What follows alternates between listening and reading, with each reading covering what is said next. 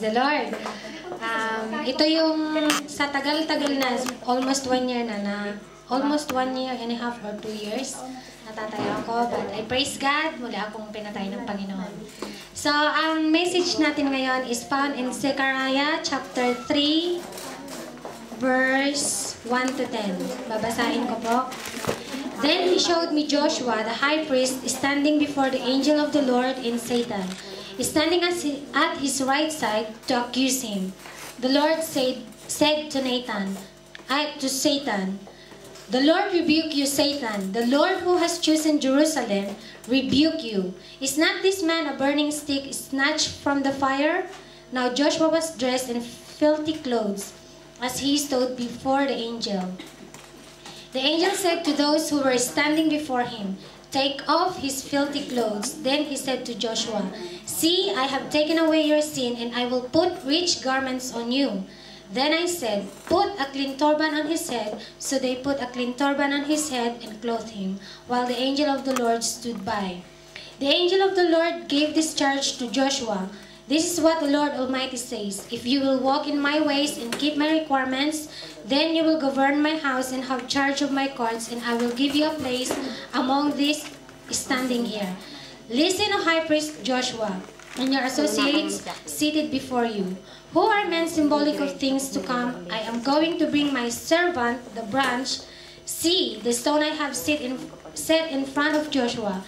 There are 7 eyes on that one stone, and I will engrave an inscription on it, says the Lord Almighty, and I will remove the sin of this land in a single day. In that day, each of you will invite his neighbor to sit under his vine and fig tree, declares the Lord Almighty." So nakita po natin dito, ang topic po natin ngayong hapon is about how to deal with guilt. Lahat po tayo nagkakasala.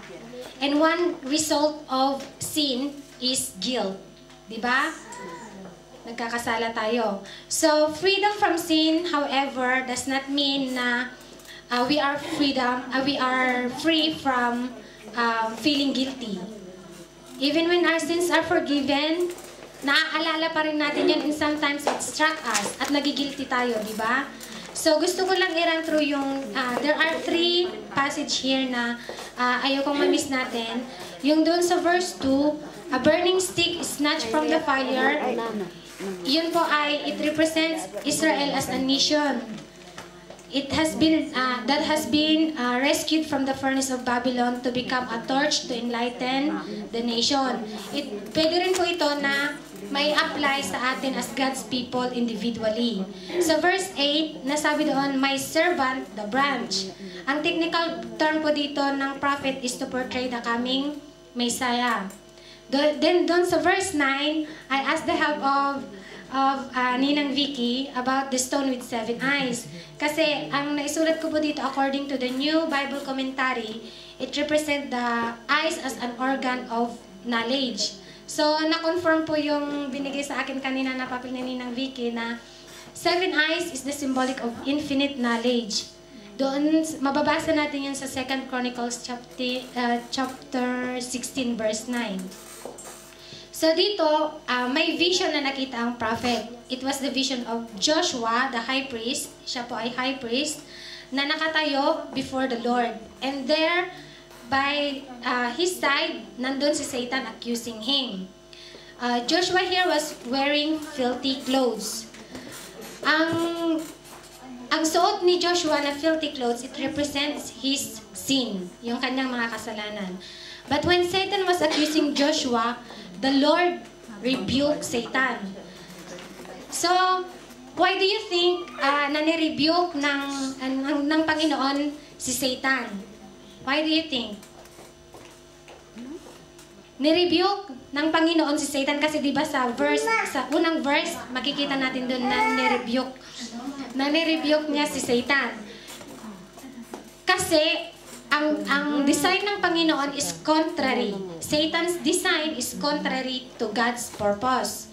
It is not God's will for His people to continually under condemnation. Gusto niya mamuhay tayo ng victorious life. Imagine yourself to be Joshua. Nakatayo ka sa harapan ng Panginoon. Tapos nandun si Satan. Ano sa tingin mo yung mararamdaman mo? Siguro, isipin natin na sana lumubog na lang ako, nakakahiya. Tapos, parang siguro kung ikaw yung nandun, hindi mo ma-imagine ano, siguro gusto mong tumakbo kasi nandun ka sa harapan ng Panginoon. And then, nandun si Satan, ina-accuse ka. Di parang napakaliit na nagtingin mo sa sarili mo. But, the Lord resolved this matter by removing Joshua's filthy clothes. Mababasa natin dito sa verse 3 na doon sa chapter 3 na I have taken away your sins. Sinabi niya, take off your filthy clothes. It signifies na inaalis na ng Panginoon yung kasalanan ni Joshua. Tapos, hindi lang siya binigyan ng malinis na damit, kundi yung rich garment. What does it signifies?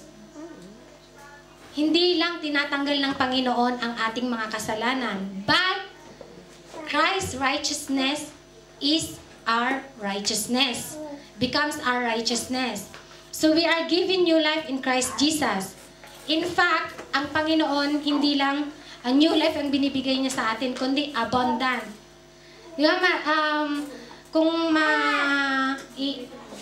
Kung maiisip natin, since na tumanggap tayo sa Panginoon at nag-serve sa Panginoon, mamuhay ng ayon sa kalooban niya, di ba, parang wala tayong nararamdamang pagkukulang. Nandun yung needs.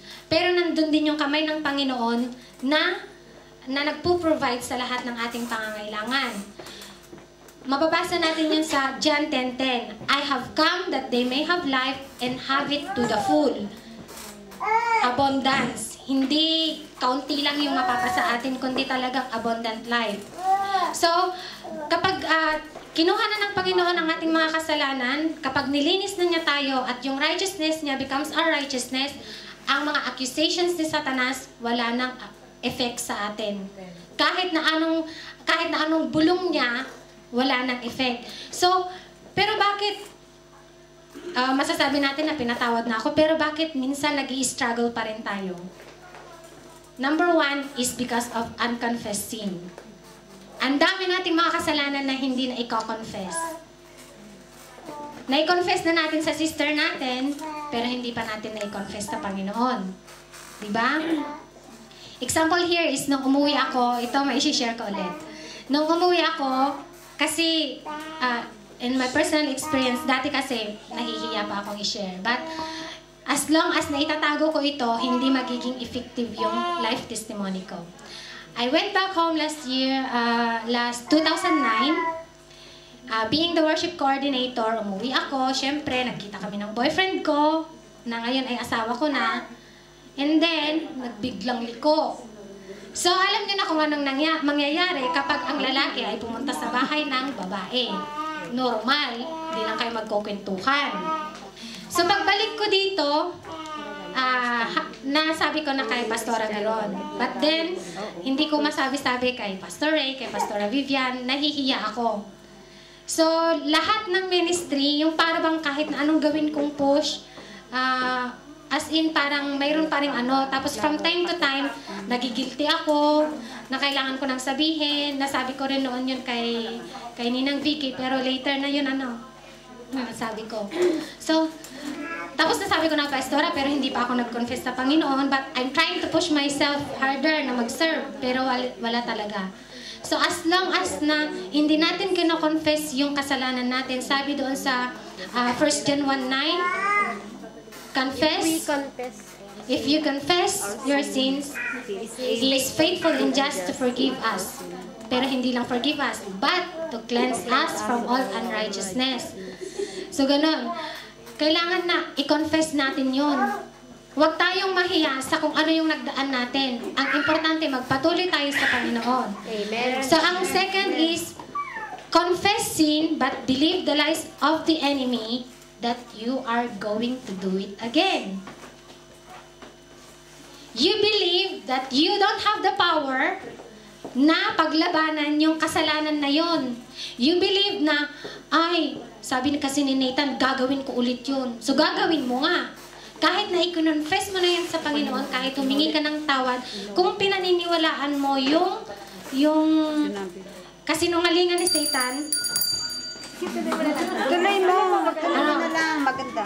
tapos yung number 3 is confess sin, but believe the lies that you are still dirty. Parang napakarumi pa rin. So salvation is by grace, and grace forgives. Amen?